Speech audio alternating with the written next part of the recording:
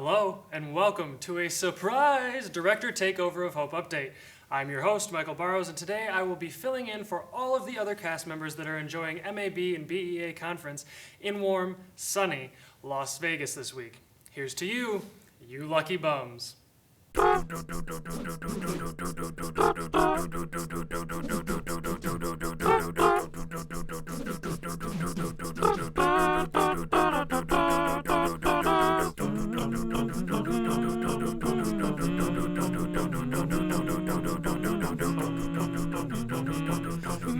We start this week off with some news about Russia's space intelligence.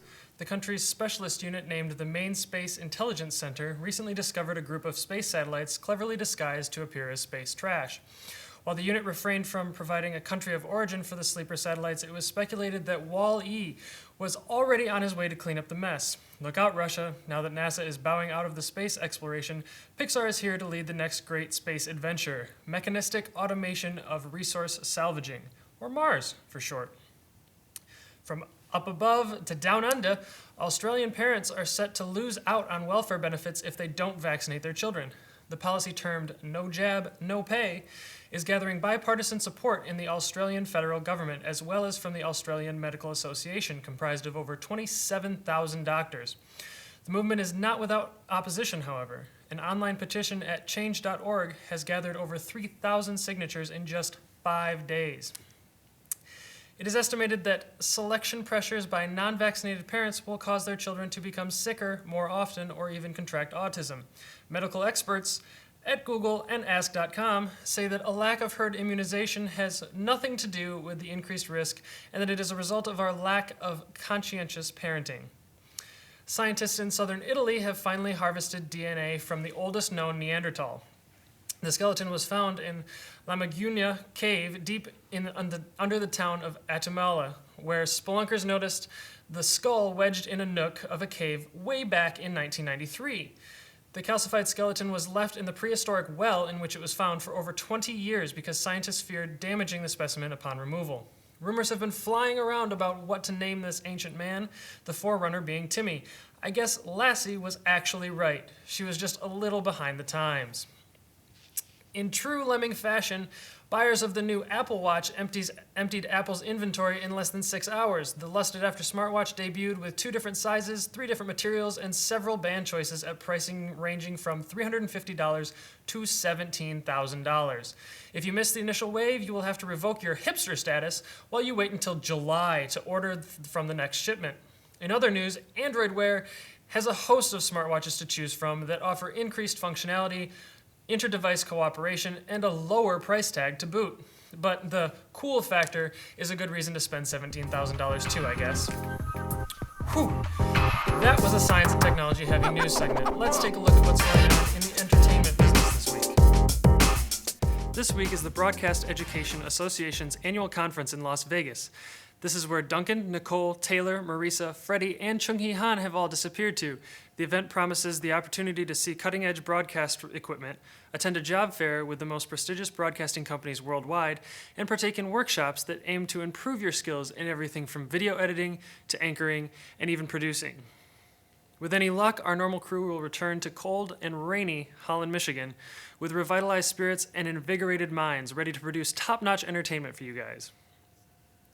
In more serious news, this past week, Lena Dunham spoke in advocacy of exercise as a way to bolster mental health, with a selfie of herself at the gym.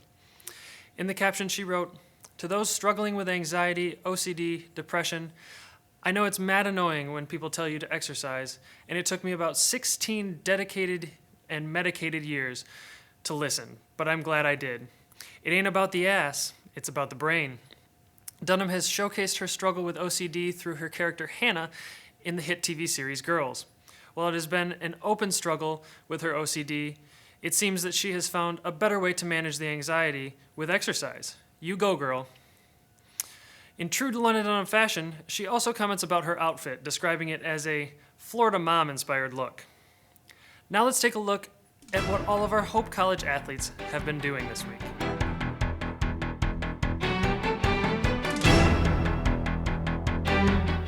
This week I've decided to try something a little bit different. You'll notice that I put the scores of last week's games down below. This gives me more opportunity to talk about the achievements made by all of our athletes here at Hope. Let's start with our Player of the Week. Junior tennis player Anna Garcia was selected as MIAA Player of the Week last week for her 4-0 record, defeating Alma in both number 2 doubles and number 2 singles, as well as overcoming Kalamazoo in number 2 doubles and number 3 singles. This is Anna's first time being honored as Player of the Week this season and her second time in her career. Congratulations, Anna. Student athletes collected shoes for nonprofit organization Souls for Souls last week in an attempt to provide shoes for the less fortunate all around the world. If you missed the donation window, please consider donating directly by visiting soulsforsouls.org and purchasing individual shipping labels. As the spring seasons are in mid-swing, I thought it would be worth reflecting on our winter athletes a bit. On March 17th, it was determined that upon the conclusion of the winter season, Hope College had maintained the lead in the Commissioner's Cup over second-place Calvin by 7 points. For the unaware, the Commissioner's Cup is awarded to the institution that receives the best standings in 8 out of its 10 sports for each gender. An exciting alteration to the scoring system makes this year the first year that championships in any sport are awarded the same value regardless of gender. This is a year-long competition, so we will eagerly await the conclusion of the spring seasons in order to determine this year's champion of the Commissioner's Cup. This has been your sports report. Let us know if you like the new score ticker down below and if you want to see it again in future episodes. Let's head back over to the desk. Well, I'm not at the desk, but that is all I have for you guys this week.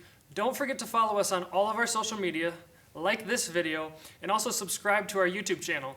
And most importantly, answer our Twitter question from last week. We asked you if you'd want to see another season of Hope Update. But so far, all we've received are a few replies. So hurry up and get to it. There's only 1 week left until we make our decision.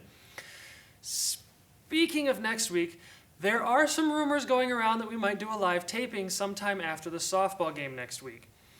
If you'd like to see that, by all means let us know. But if you'd like to see the return of Naughty Batman, also let us know. Until next week, this has been Michael Barrows, the director of Hope Update, and I'm a man. I can change, if I have to, I guess. Good night, everybody.